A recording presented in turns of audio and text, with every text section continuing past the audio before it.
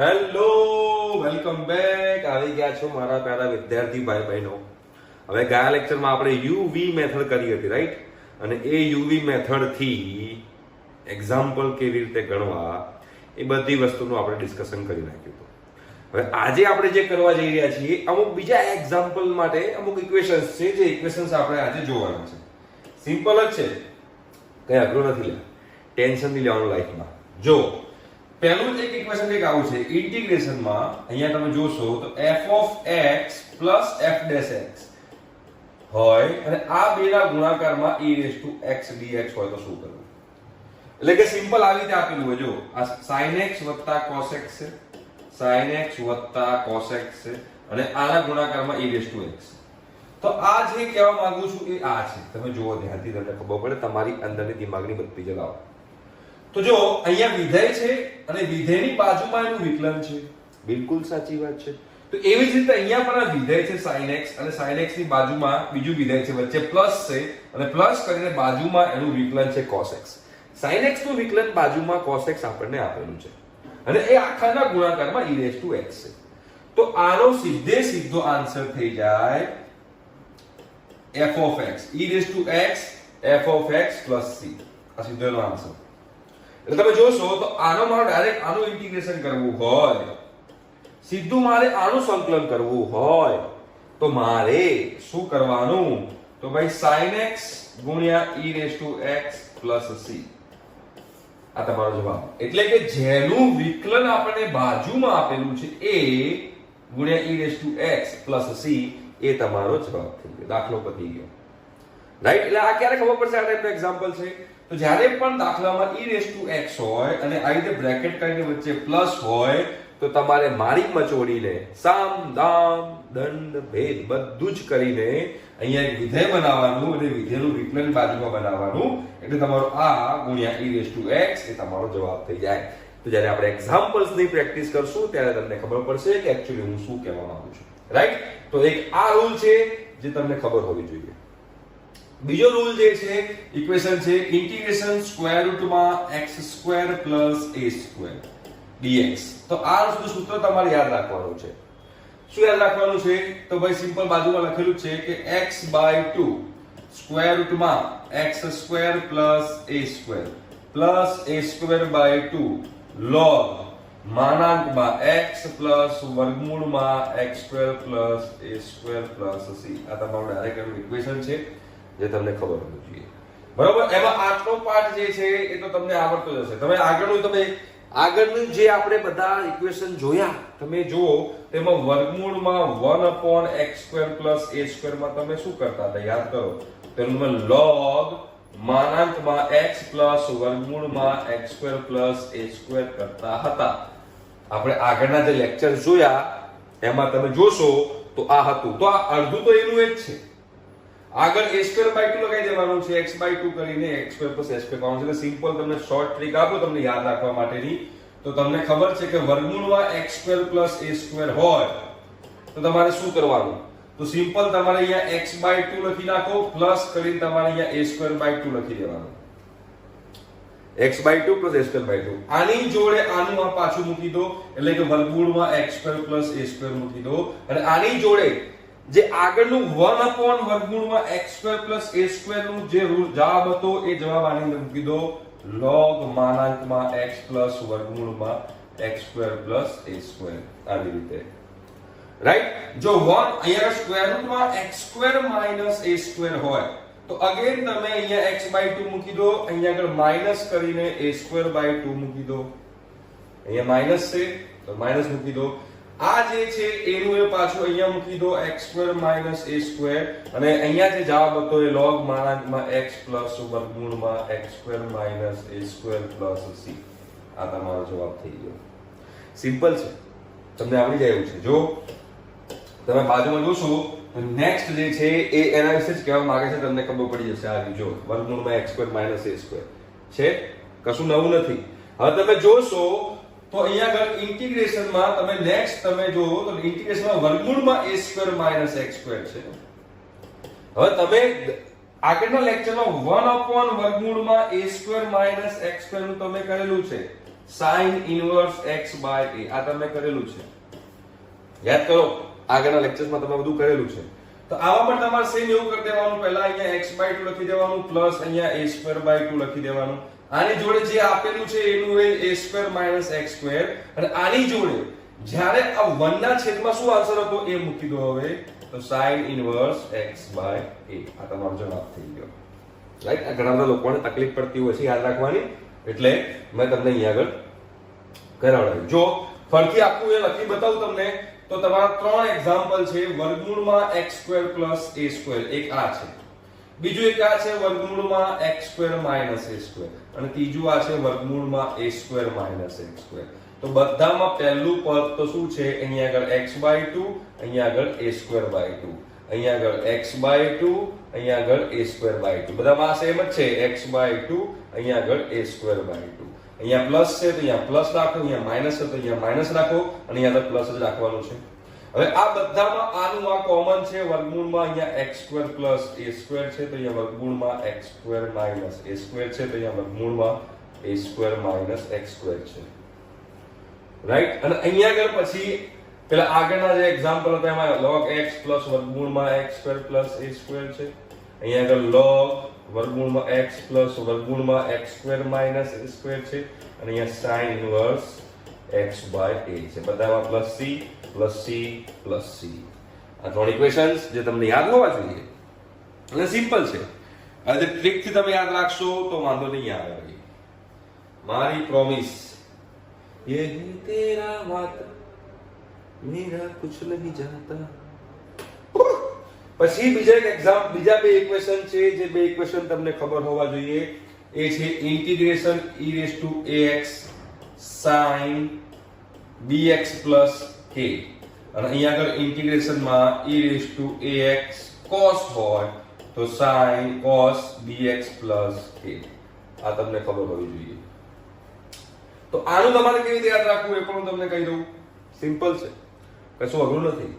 આનું તમારે કેવી રીતે યાદ રાખવાનું, તો અહીંયા sin છે તો અહીંયા sin લખી દો, અહીંયા cos લખી દો, બરોબર છે. અહીંયા આગળ cos છે તો પહેલા cos લખી દો, અહીંયા sin લખી દો. અહીંયા cos હતું પહેલા cos sin, અહીંયા sin હતું પહેલા sin cos.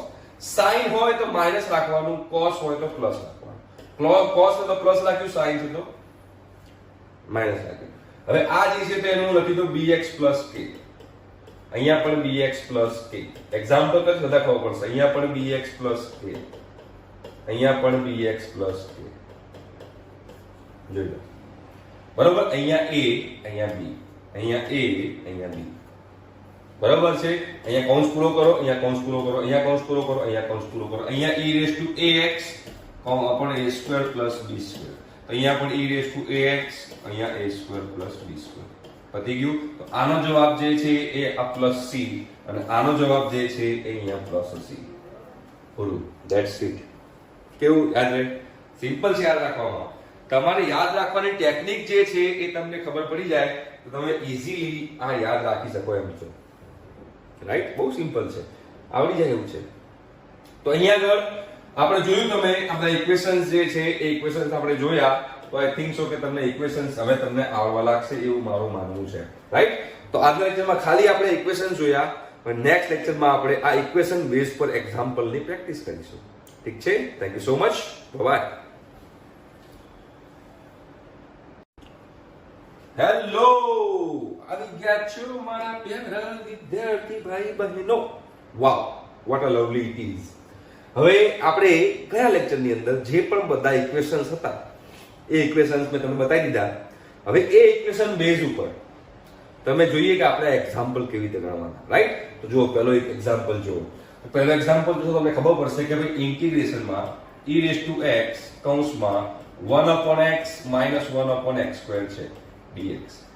હવે તમે જોશો અહીંયા e રેઝ ટુ x છે. મેં જ્યારે પણ કીધું હતું કે e રેઝ ટુ x હોય અને કૌંસમાં આવી રીતે કરીને એક્ઝામ્પલ આપેલું હોય તો સમજી લેવાનું કે e રેઝ ટુ x અને કૌંસમાં એક વિધેય બનાવવાનો અને વિધેયની બાજુમાં એનું વિકલન મૂકવાનું, એવું કંઈક સેટિંગ કરવાનું. અને એ ટાઈપનું એક્ઝામ્પલ હશે આપણે તરત ક્લિક થવું જોઈએ. તો તમે જુઓ, તો 1/x છે.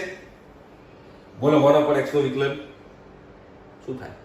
વિકલન આવવું જોઈએ. વિકલન નહીં આવે તો અગર ફસાશો. તો 1/x નું વિકલન -1/x², તો બાજુમાં વિકલન આપેલું છે તો આને એમ ન લખાય, integration e⁻x 1/x plus -1/x², આવું ન લખાય dx. તો આ વિધેય છે અને એનું વિકલન બાજુમાં આપેલું છે, જો તો મતલબ આ ડાયરેક્ટ એક્શન શું થશે, e⁻x અને આ વિધેય 1/x પ્લસ c, દાખલો પતી ગયો. પણ જો આપણે પેલો રૂલ જ ખબર ના હોય તો davapaani.com થઈ જાય યાર, મજા જ ના આવે. એટલે તમને આ વસ્તુ ખબર હોવી જરૂરી છે. ચલો નેક્સ્ટ એક્ઝામ્પલ જો, ઇન્ટિગ્રેશનમાં તમે જોશો તો બ્રેકેટમાં sin x છે પ્લસ cos x છે e⁻x dx છે. અગેન e⁻x છે, જો તો આ sin x છે અને બાજુમાંનું વિકલન cos x આપેલું છે, તો સિમ્પલ આપણો જવાબ આવી ગયો e⁻x sin x plus c, દાખલો પતી ગયો. બહુ જ સિમ્પલ છે બેટા, કોઈ ટેન્શન લેવાની જરૂર નથી, આવડી જાય એવું જ છે. આગળ વધો, આ તમે જુઓ integration x plus 2 into e⁻x dx. હવે ઇન્ટિગ્રેશનમાં x plus 2 e⁻x dx છે, તો હવે આ x ને પેલા અંદર ગુણી દઈએ, કેમ કે અહીંયા e⁻x વાળું તો છે જ, આપણને ખબર પડી ગઈ છે, મતલબ કે અહીંયા વિધેય ને વિધેયનું વિકલન એક સેટિંગ કરવું પડશે મારે, તો x ને આપણે અંદર ગુણી દઈએ. તો ઇન્ટિગ્રેશનમાં x અંદર ગુણી દો, x² થાય અને 2x થાય e⁻x dx. હવે જો સિમ્પલ થઈ ગયું, અહીંયા x² છે ને x² નું વિકલન બાજુમાં આપેલું છે, તો આનો જવાબ શું થશે ભાઈ, x² ગુણ્યા e⁻x પ્લસ c, દાખલો પતી ગયો. કેટલું સિમ્પલ, આનાથી વધારે કોઈ સિમ્પલ હોઈ શકે ના હોઈ શકે. ચલો આગળ વધીએ. ઓકે, આગળ વધી જઈએ. ચલો નેક્સ્ટ એક્ઝામ્પલ જો, ઇન્ટિગ્રેશનમાં ઇન્ટિગ્રેશનમાં log બ્રેકેટમાં sin x છે પ્લસ cot x છે કૌંસ પૂરો e⁻x dx છે. તો હવે આમાં આપણે આમાં શું કરશું, તો તમે જો log sin x નું વિકલન કરો, સિમ્પલ. log sin x નું વિકલન શું થાય, તો પહેલા sin x નું કરો તો 1/sin x થાય, અને પછી sin x નું કરશો તો cos x થશે. પહેલા log નું કર્યું 1/sin x, અને પછી sin x નું કર્યું cos x, તો cos x/sin x cot x બાજુમાં આપેલું છે, જો તો સિમ્પલ આનો જવાબ શું થઈ જશે, e⁻x log sin x plus c, દાખલો પતી ગયો. છે સિમ્પલ, બરોબર છે. ચલો આગળ વધીએ. નેક્સ્ટ એક્ઝામ્પલ આ લો. હવે અહીંથી થોડા ટ્રિકી છે. એક્ઝામ્પલ નંબર 5, એક્ઝામ્પલ નંબર 6 અને એક્ઝામ્પલ નંબર 7 એ થોડા ટ્રિક વાળા એક્ઝામ્પલ છે. જો અહીંયા લખ્યું છે કે ઇન્ટિગ્રેશનમાં x છેદમાં x પ્લસ 1 નો સ્ક્વેર e⁻x dx, આ ટાઈપનો આપણો એક્ઝામ્પલ છે. તો હવે આમાં જોશો તો આમાં અહીંયા x પ્લસ 1 છે, ઉપર x નો ગુણ બનાવો, x plus 1 minus 1 upon x plus 1 નો સ્ક્વેર, આખાના ગુણાકારમાં e⁻x dx. x પ્લસ 1 ના સ્ક્વેર ને અલગ અલગ ભાગી દો, તો અહીંયા 1 અપોન x પ્લસ 1 બચે, માઇનસ 1 અપોન x પ્લસ 1 નો સ્ક્વેર બચે, કૌંસ પૂરો e⁻x dx. આવું થયું. જો આ x પ્લસ 1 ના ભાગાકારમાં મેં આ મૂક્યું અને 1 ના ભાગાકારમાં મેં આ મૂક્યું. હવે 1 અપોન x પ્લસ 1 નું વિકલન કરો, તો 1 અપોન x પ્લસ 1 નું વિકલન કરીએ તો એ પણ માઇનસ 1 અપોન x પ્લસ 1 નો સ્ક્વેર થાય. તો કે આનું વિકલન બાજુમાં આપેલું છે, સીધો આપણો જવાબ થઈ ગયો e⁻x ગુણ્યા 1 upon x plus 1 plus c, દાખલો પતી ગયો. જોયું, બરોબર છે, ક્લિયર થઈ ગયું. તમારે આનો બીજી રીતે એક્ઝામ્પલ ગણવો તો પણ ગણી શકો. તમારા બંને જ સાથે જો આવી રીતે પણ જોડે e⁻x ના થાય, ના એક જ રીત થાય, બરોબર. e⁻x ને તકલીફ પડી જશે. ક્લિયર થઈ ગયું. નેક્સ્ટ એક્ઝામ્પલ જો, ઇન્ટિગ્રેશનમાં e⁻x છે, બ્રેકેટમાં તમે જોશો તો 1 પ્લસ sin x છે છેદમાં 1 પ્લસ cos x છે કૌંસ પૂરું dx. વેલ આમાં કઈ રીતે વિકલનનું સેટિંગ કરશું, તો આમાં પણ તમારે વિકલનનું સેટિંગ કરવું પડે. કેવી રીતે કરવાનું તમને બતાવું. જો ઇન્ટિગ્રેશન e⁻x 1 sin x ને લખાશે 2 sin x/2 cos x/2 છેદમાં 1 પ્લસ cos x જે છે 1 પ્લસ cos x ને લખાય 2 cos સ્ક્વેર x/2. હવે અહીંયા આગળ ઇન્ટુ e⁻x છે, અહીંયા પણ ઇન્ટુ e⁻x છે અને જોડે dx છે.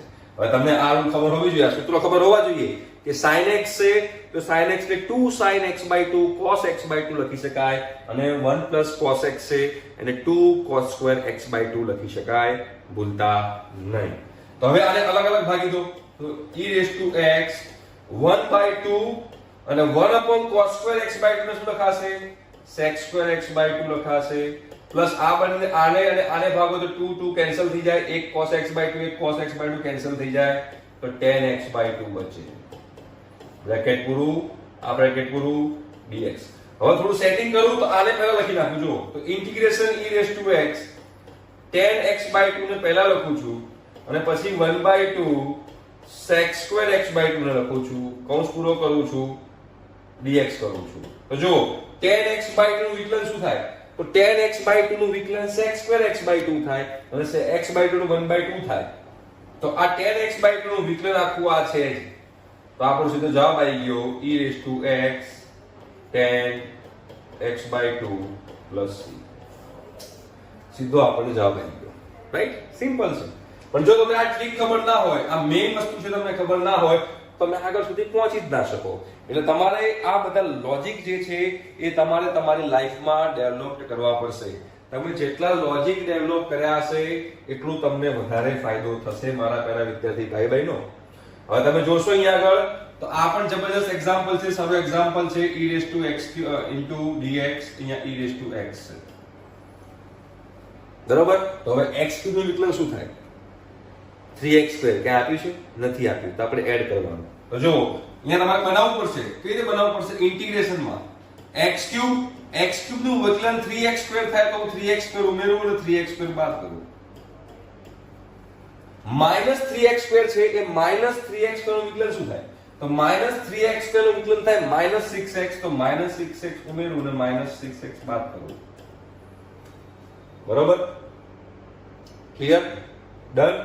અને 6x નું વિકલન શું થાય? તો 6x નું વિકલન થાય 6 તો +6 ઉમેરું અને પછી -6 બાદ કરું અને આખે અહીંયા આગળ e⁻x dx કરી નાખું. જો x3 નું વિકલન શું હતું? 3x2 ઉમેર્યા બાદ કર્યા. આનું વિકલન શું થાય? -6x. તો -6x ઉમેર્યું બાદ કર્યું. આનું વિકલન શું થાય? +6 તો +6 ઉમેર્યું બાદ કર્યું. હવે જો તમે સિમ્પલ હવે શું તમારે ખબર? આ e⁻x તો બધાને ગુણાવવાનું જ છે ને. તો આપણે આવું કરી શકીએ. જો x3 + 3x2 ગુણ્યા e⁻x. ઓળખે ના લખે? e⁻x ને આ બે જોડે મૂક્યું સાથે.